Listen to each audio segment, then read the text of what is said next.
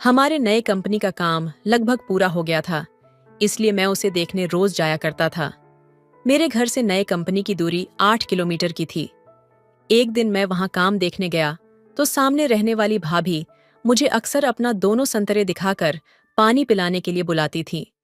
उनके बुलाने पर मैं एक दिन उनके घर चला गया। उस दिन उन्होंने मुझसे बहुत ही गर्म अंदाज में बात की थी। उन्होंने अपनी कपड़े भी कुछ अलग तरह से पहनी हुई थी। जैसे ही मैं घर में दाखिल हुआ, उन्होंने मुझे चाय के लिए पूछा। मैंने कहा कि मैं चाय नहीं पीता हूँ, मैं कुछ और पीता हूँ, लेकिन उन्होंने जबरदस्ती अपना वो नीचे वाली आयुर्वेदिक चाय पिला दी।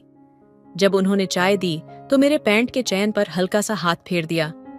उस वक्त मुझे कुछ अलग ही महसूस हुआ। मैंने इसे मजाक समझा, लेकिन भाभी की जवानी मुझे कुछ और ही कह रही थी। मेरी भाभी मुझे मेरे जिंदगी का पहला अनुभव देने वाली थी।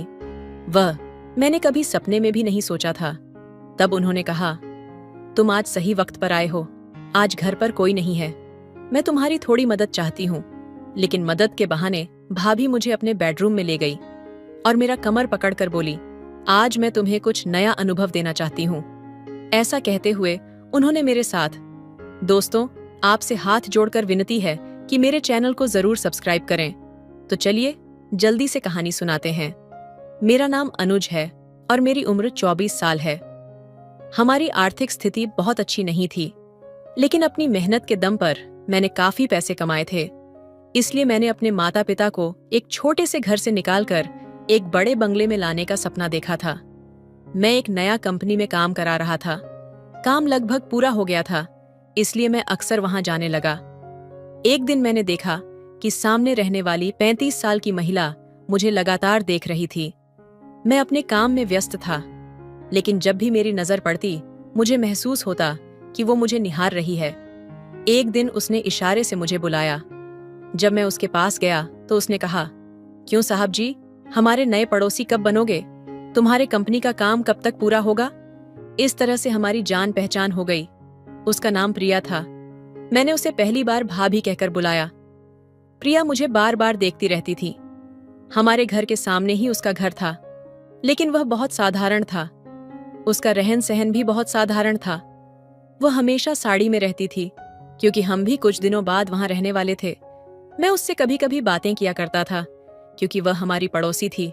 उसके बाद मुझे उससे बात करने में बिल्कुल भी दिलचस्पी नहीं होती थी, क्योंकि मैं 24 साल का लड़का था और वह 30 साल की महिला थी। एक दिन जब घर का काम चल रहा था, मैं वहीं कुर्सी डालकर बैठा हुआ था। उसी समय आई और सामने से हंसकर बोली कि मैं सुबह से देख रही हूं, आप अपने काम में काफी ध्यान दे रहे हो। प्रिया का यह व्यवहार देखकर मुझे बहुत अच्छा लगा, क्योंकि हमें भी ऐसे अच्छे पड़ोसी चाहिए थे। मेरे माता पिता ने बहुत ही कठिन समय देखा था और बड़ी मेहनत से मेरी पढ़ाई पूरी करवाई थी।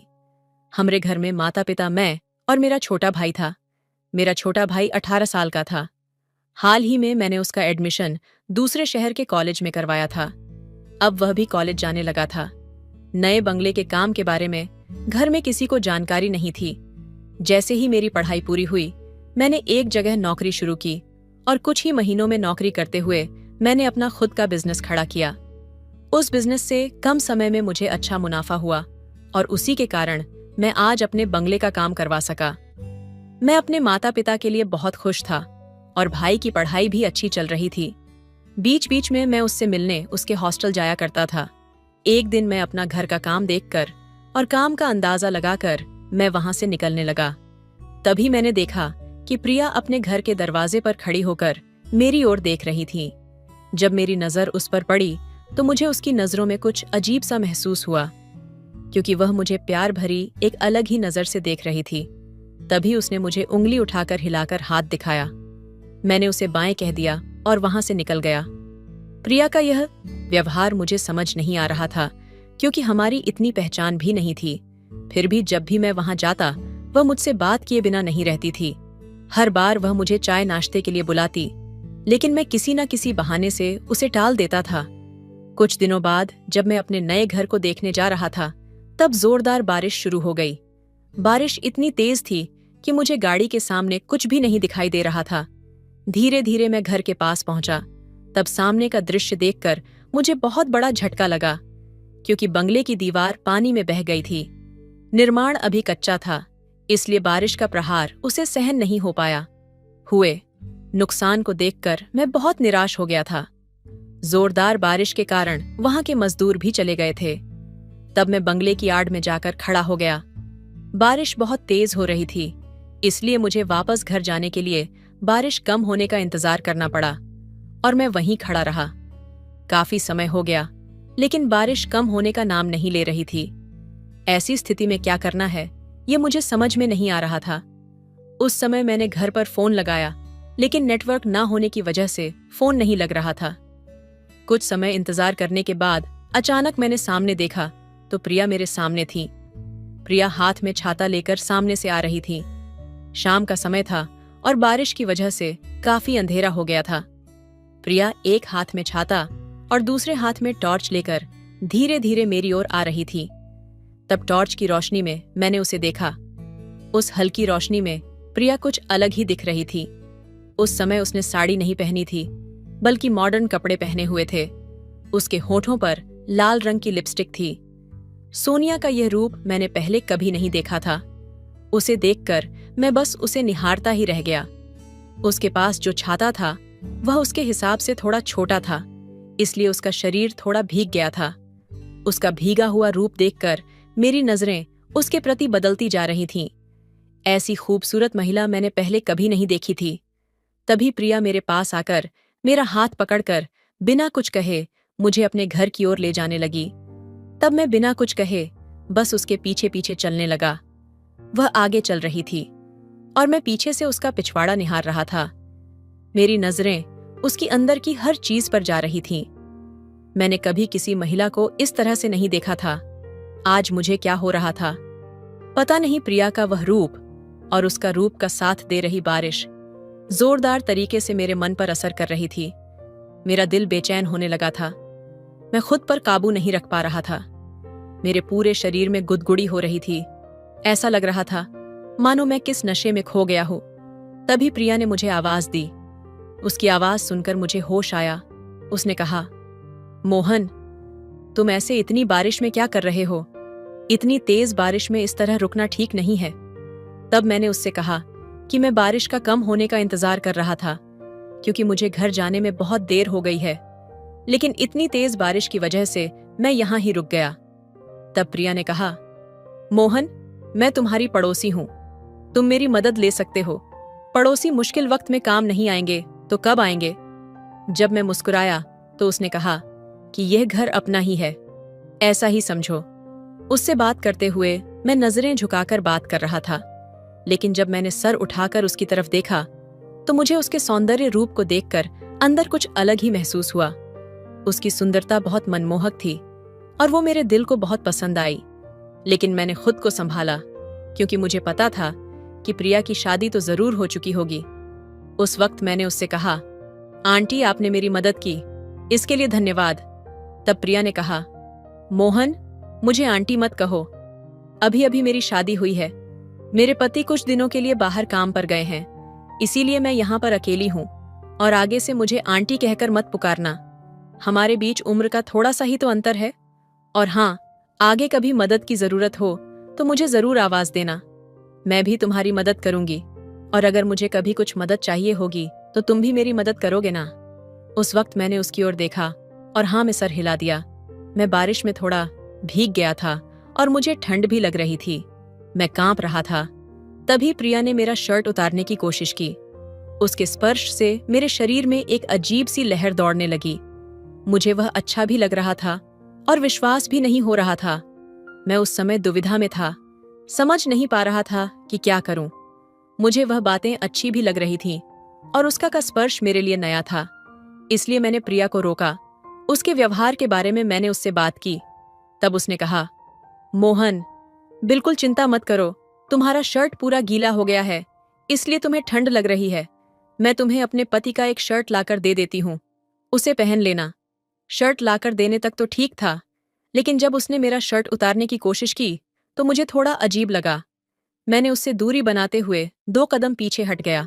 उसने मुझे अपने पति का एक शर्ट लाकर दिया, लेकिन वह शर्ट मुझे बिल्कुल भी फिट नहीं आ रहा था। उसने कुछ और शर्ट लाकर दी, लेकिन उनमें से कोई भी मुझे ठीक से फिट नहीं हो पा रही थी। तब मैंने उससे कहा, अगर आपके पास कोई कंबल हो तो वह मुझे दे दीजिए, वह काफी होगा मेरे लिए। तब प्रिया ने मुझे एक कंबल लाकर दिया। मैं उस कंबल को लेकर उसके घर के सोफे पर बैठ गया। जब मैंने घड़ी में देखा तो रात के 12 बज रहे थे। मुझे घर जाने में बहुत देर हो गई थी। तभी प्रिया मेरे लिए गरम गरम सूप लेकर आई। उसने कहा, मोहन, ये सूप पी लो, तुम्हें अच्छा लगेगा। मैंने उसके हाथ से सूप लिया। प्रिया का स्वभाव मुझे बहुत पसंद आ रहा था। मुझे नहीं पता था कि पड़ोसी इतने अच्छे हो सकते हैं। मुझे थोड़ी भूख भी लगी थी, इसलिए सूप पीने के बाद मुझे थोड़ी राहत महसूस हुई। सूप पीते वक्त प्रिया मेरे सामने बैठी थी। मेरा ध्यान बार बार उसकी ओर जा रहा था। उसकी सुंदरता देखकर मैं पूरी तरह से बेचैन हो गया था। इसी दौरान प्रिया ने मुझसे कहा, मोहन, अब तुम्हें घर जाने में काफी देर हो जाएगी, इसलिए आज की रात तुम मेरे पास ही रुक जाओ। और हाँ, किसी भी चीज की चिंता मत करो, मैं तुम्हारा पूरा ध्यान रखूंगी। प्रिया के एक एक शब्द अब मेरे कानों में जैसे मधु की तरह पड़ रहे थे, क्योंकि उसकी आवाज बहुत मीठी थी। उसे देखकर मुझे ऐसा लग रहा था कि मेरी पत्नी भी उसकी तरह ही होनी चाहिए। उस समय जब मैं यह सब सोच रहा था, प्रिया मेरे पास आई। उसने एक हाथ मेरे कंधे पर रखा और दूसरा हाथ मेरे बालों पर फिराने लगी। उसने कहा, तुम्हारे बाल भी बहुत गीले हैं। वह मेरे बालों का पानी पोंछ रही थी। प्रिया का स्पर्श मुझे अब बहुत अच्छा लग रहा था, लेकिन दूसरी तरफ मेरे मन में यह बात भी थी कि प्रिया शादीशुदा है। उसने मेरी मदद की है, इसलिए मुझे उसका गलत फायदा नहीं उठाना चाहिए। इसलिए मैंने प्रिया से कहा, मुझे तुम्हारे पास रुकना सही नहीं लग रहा, लेकिन फिर भी आज की रात में रुक जाऊंगा और सुबह जल्दी अपने घर चला जाऊंगा। बारिश भी रुकने का नाम नहीं ले रही थी और एक तरह से बारिश ने ही हमारी इस मुलाकात का कारण बना दिया था। मैं इसे प्रिया की मदद समझ रहा था, लेकिन प्रिया मेरे साथ रात को कुछ ऐसा करने वाली थी जो मेरे जीवन का पहला अनुभव होने वाला था। प्रिया ने मुझे अपने बेडरूम में सोने के लिए कहा। आज दिन भर मैं बहुत थका हुआ था, इसलिए मुझे तुरंत नींद आ गई। जब सुबह मेरी आंख खुली तो मैंने देखा कि प्रिया मेरे बगल में सो रही थी। उसका हाथ मेरी छाती पर था। उसे इस तरह अपने पास देखकर मैं थोड़ा दूर हो गया। वो रात की स्थिति में थी और उसी स्थिति में मेरे बगल में आकर सो गई थी। मुझे गहरी नींद लगने के कारण पता नहीं चला कि वह मेरे पास कब आकर सोई थी। जैसे ही मैं उठा, प्रिया भी जाग गई। तब मैंने उससे कहा, प्रिया, यह क्या बेहूदगी काम है? तुम मेरे पास आकर क्यों सोई? तब प्रिया ने कहा, मैं बाहर सोफे पर सोई थी, लेकिन हॉल में मुझे बहुत ठंड लग रही थी, इसलिए मैं तुम्हारे पास आकर सो गई। तब मैंने अपना शर्ट ढूंढना शुरू किया। मेरे शरीर पर तब शर्ट नहीं था।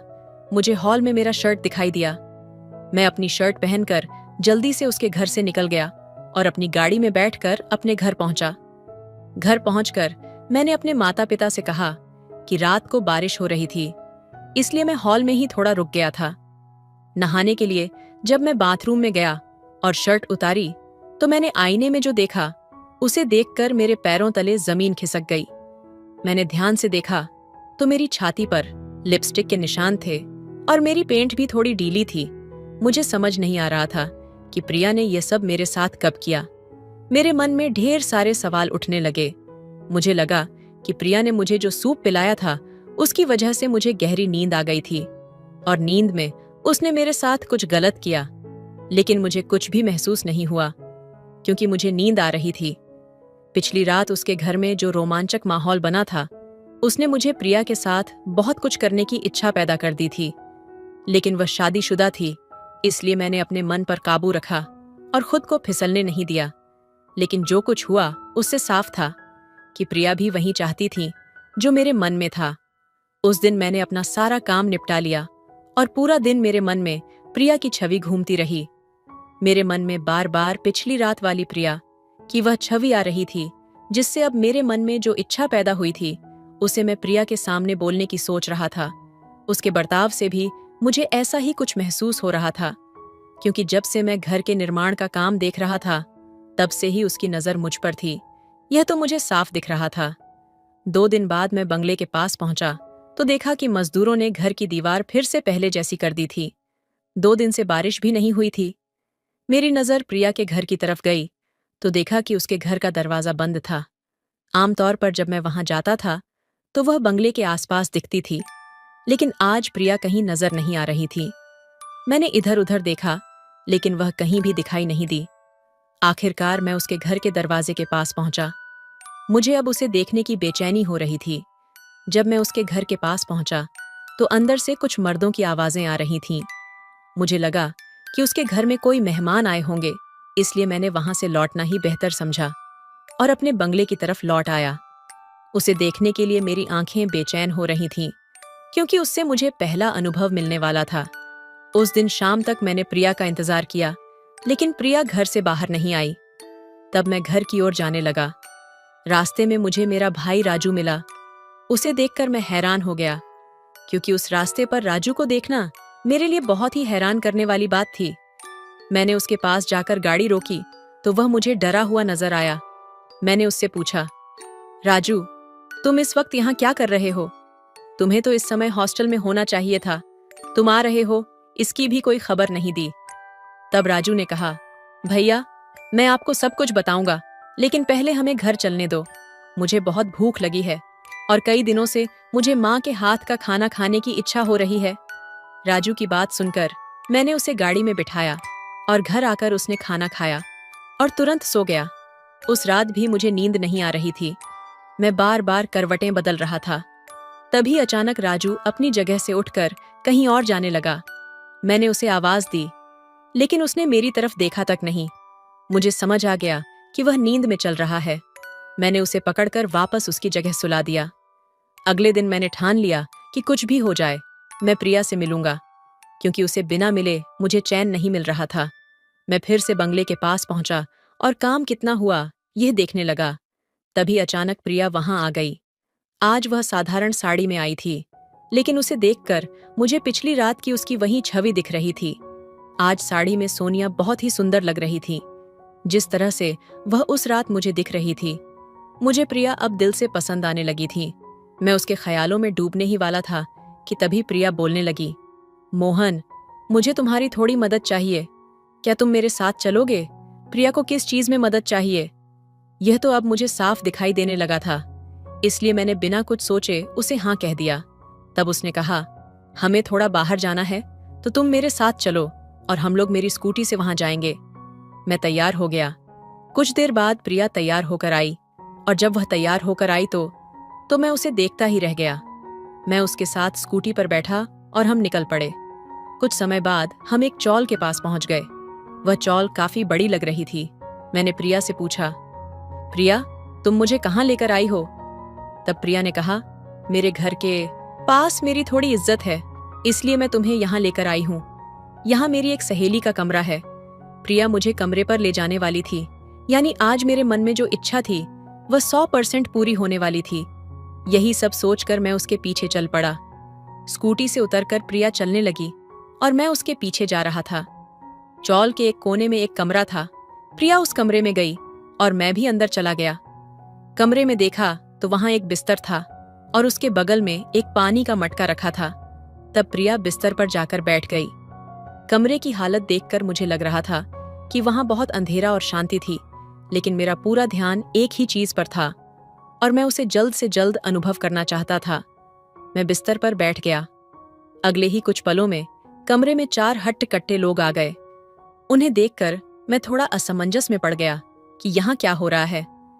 मैंने देखा कि उन 4 लोगों में से 2 के पास कैमरे थे और तभी कमरे में बड़ी लाइट जल गई। कमरे में काफी बड़ी लाइट्स थीं। मैंने प्रिया से पूछा, प्रिया, ये सब क्या हो रहा है? लेकिन प्रिया कुछ भी बोलने के लिए तैयार नहीं थी। उसने अपने मुंह पर स्कार्फ बांधा हुआ था। मैं उससे यह सब पूछ ही रहा था कि तभी एक मोटी और भारी भरकम महिला वहां पर आई और मेरे पास आकर बैठ गई। एक तरफ प्रिया थी और दूसरी तरफ वह महिला। मैंने जोर जोर से चिल्लाकर पूछा, यहां क्या चल रहा है? तब उन 4 में से एक ने कहा, तुम कितना भी जोर से चिल्ला लो, इस कमरे से बाहर कोई आवाज नहीं जाएगी। तब मैं समझ गया कि मेरे साथ कुछ बुरा होने वाला है। तभी उनमें से एक व्यक्ति ने एक बड़ा सा रामपुरी चाकू निकाला और मेरी तरफ बढ़ा दिया। उस समय मैं बहुत डर गया था। उस व्यक्ति ने कहा, अब तुम्हें वही करना होगा जो हम कहेंगे, नहीं तो तुम्हें अपनी जान से हाथ धोना पड़ेगा। मैं बहुत घबरा गया था। मुझे समझ आ गया था कि मैं गलत चीज में फंस चुका हूं। मैंने अपनी इच्छा पूरी करने के लिए प्रिया का पीछा किया था, लेकिन यह बात अब मेरी जान तक पहुंच गई थी। इसके बाद प्रिया और उस महिला ने मेरे साथ अनुचित हरकतें करनी शुरू कर दी और कैमरे वाले लोग पूरा शूट कर रहे थे। मुझे समझ आ गया था कि मुझे फंसाया गया है। तभी कमरे का दरवाजा खटखटाया गया। जब दरवाजा नहीं खोला गया तो वह बाहर से तोड़ दिया गया। प्रिया पुलिस को देखकर बुरी तरह से डर गई थी। पुलिस ने उन सभी लोगों को गिरफ्तार कर लिया। यह एक गैंग थी जो महिलाओं द्वारा जाल में फंसावाकर कम उम्र के लड़कों से लाखों रुपए की मांग करवाती थी। प्रिया ने मेरे छोटे भाई के साथ भी यही किया था और वह इसका शिकार बन चुका था। इसलिए प्रिया को फंसाने के लिए हमने यह प्लान बनाया था। राजू ने मुझे उसके साथ हुई सारी बातें बताई थीं। उसने बताया कि हॉस्टल से घर आते समय प्रिया ने उसे भी अपने झांसे में फंसा लिया था। असल में प्रिया उसका असली नाम नहीं था। प्रिया और उसकी टोली कम उम्र के लड़कों को धोखा देकर लूटने का काम करती थी। मैंने पुलिस को इस बारे में जानकारी दी और जाल बिछाकर उस टोली को गिरफ्तार करवाया। प्रिया ने उसी तरह से राजू का भी वीडियो बनाया था और उससे लाखों रुपए की मांग की थी। राजू ने कुछ पैसे भी दे दिए थे, लेकिन वे इतने पर भी नहीं रुके। वह राजू को ब्लैकमेल कर रहे थे कि अगर उसने और पैसे नहीं दिए तो वह उसका वीडियो वायरल कर देंगे। रात को जब मैं राजू को घर लेकर आया था, तब आधी रात में वह एक कोने में बैठकर रो रहा था। तब मैंने उसे विश्वास में लेकर सारी बातें पूछी थीं। उसने हिम्मत जुटाकर मुझे यह सब बताया। उसी की हिम्मत की वजह से मैं प्रिया का पर्दाफाश कर पाया। हमारे बंगले के सामने जो उसका घर था, वो उसने किराए पर लिया था और वह भी झूठी पहचान दिखाकर। आज मेरे भाई को इस घटना का बहुत बड़ा मानसिक आघात हुआ था। वह अनजाने में ही डिप्रेशन में चला गया था और उसे संभालने में काफी वक्त लगा। प्रिया और उसकी टोली को मैंने अच्छी तरह सबक सिखाया। समय पर यह बात मेरे सामने आ जाने से मैं राजू को बचाने में सफल हो गया। नहीं तो उसके साथ और क्या क्या हो सकता था, इसका मैं अंदाजा भी नहीं लगा सकता। अनजाने में मैंने कई और युवाओं को भी इस तरह के धोखाधड़ी से बचाया था। प्रिया और उसकी टीम की खबर सामने आते ही कई युवाओं ने कबूल किया कि उनके साथ भी इस तरह की घटनाएं हुई थीं। दोस्तों, किसी के मीठे शब्दों में आकर तुरंत भरोसा न करें और अनजान लोगों पर जल्दी से विश्वास न करें, क्योंकि आपकी मासूमियत का फायदा उठाने के लिए ऐसे बहुत से लोग तैयार बैठे हैं। इसलिए सतर्क रहे ताकि आपकी स्थिति राजू जैसी ना हो। तो दोस्तों, यह थी आज की कहानी। आपकी क्या राय है? इस कहानी पर हमें कमेंट में जरूर बताएं। मेरे जेठ 42 साल के हो चुके थे, लेकिन फिर भी वह कुंवारे थे। मुझे और मेरे पति को और हमको एक साथ देखकर जेठ जी हमेशा तड़पते रहते थे।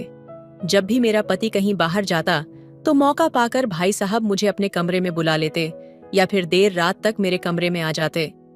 एक बार भाई साहब ऑफिस से देर रात घर आए। आते ही वह अपने कमरे में जाकर कंबल ओढ़कर सो गए। तब उनकी सेवा करने के लिए मैं उनके कमरे में गई। उस समय उन्होंने मुझे अपने पास बुलाया था। जब भाई साहब ने अपने शरीर पर से कंबल हटाया तो सामने का दृश्य देखकर मैं हैरान रह गई, क्योंकि मेरे कमरे में जाने से पहले ही भैया पूरी तैयारी करके लेटे थे। उनके शरीर पर से कंबल हटते ही मेरी नजर वहीं खड़े भाई साहब पर ठहर गई, मानो जैसे मैं किसी अलग दुनिया में खो गई। दोस्तों, आपसे हाथ छोड़कर विनती है कि मेरे चैनल को सब्सक्राइब कीजिए। तो चलिए जल्दी से कहानी सुनाते हैं। मेरा नाम सुमन है। मेरी शादी को अभी 8 महीना ही हुआ था।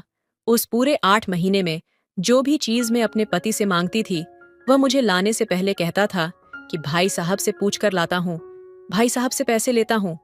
हर चीज में मेरा पति बड़े भाई साहब की अनुमति लेता था। सुरेश और महेश दोनों भाई थे। सुरेश छोटा था, जबकि महेश बड़े भाई साहब थे। उन्होंने शादी ही नहीं की थी अपने पति विकास से।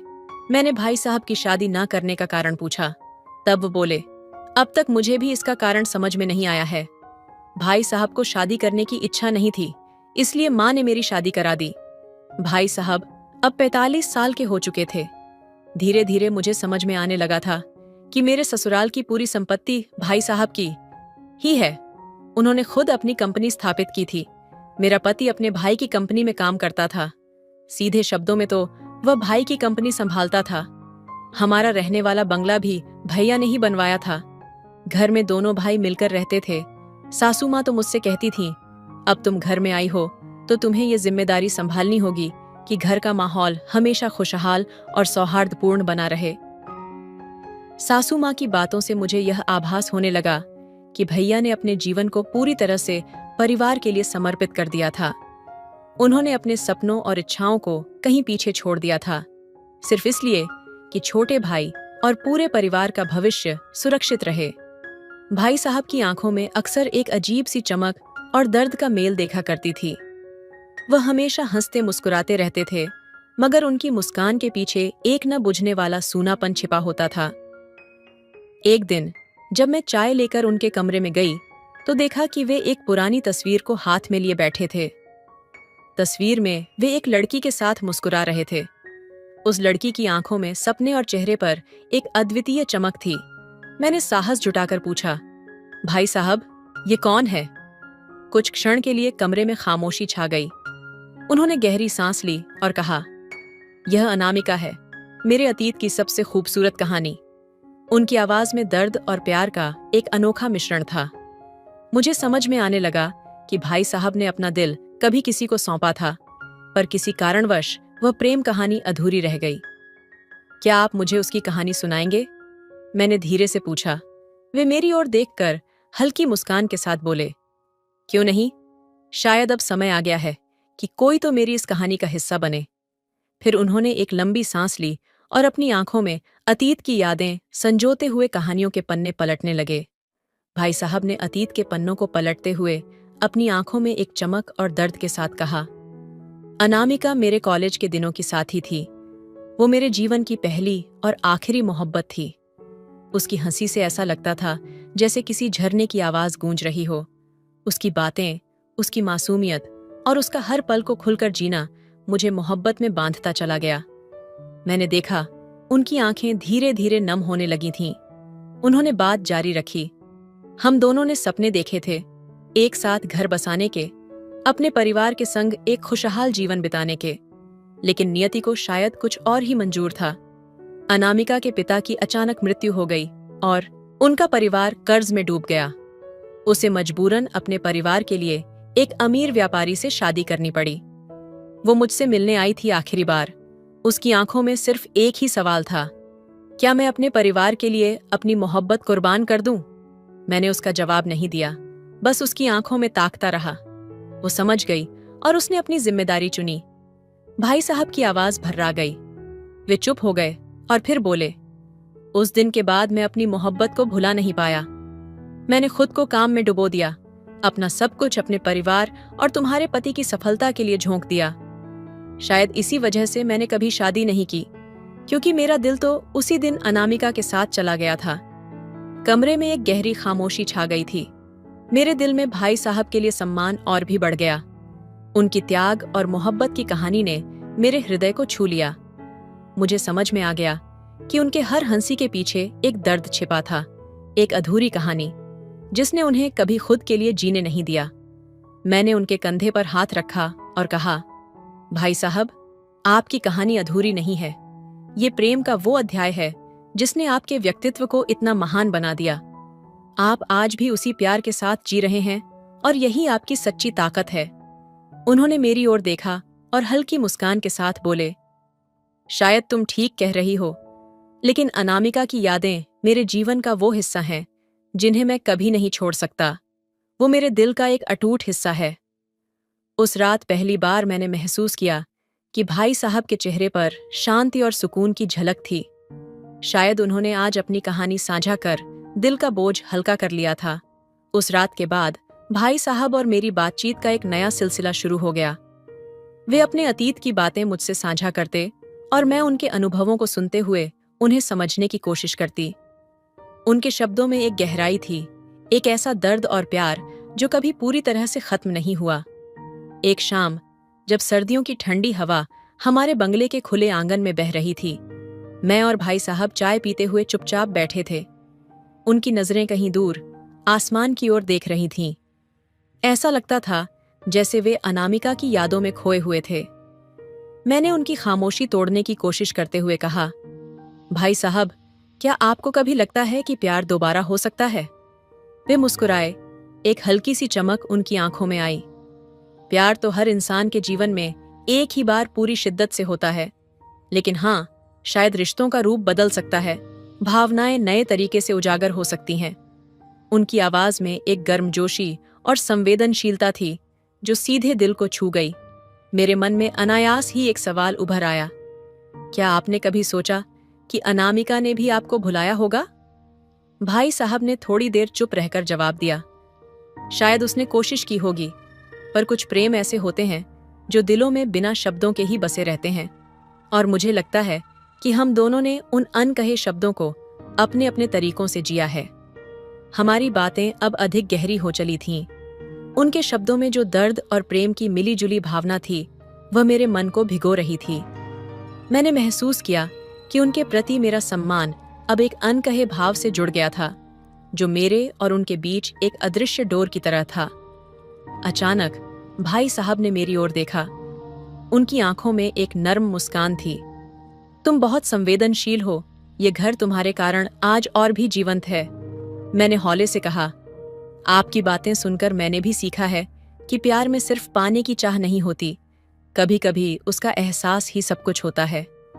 हमारी बातों के बीच मैं उनके पास बैठी, और उस पल में हम दोनों ने महसूस किया कि हम एक दूसरे के अनुभव और भावनाओं के साझेदार बन चुके थे।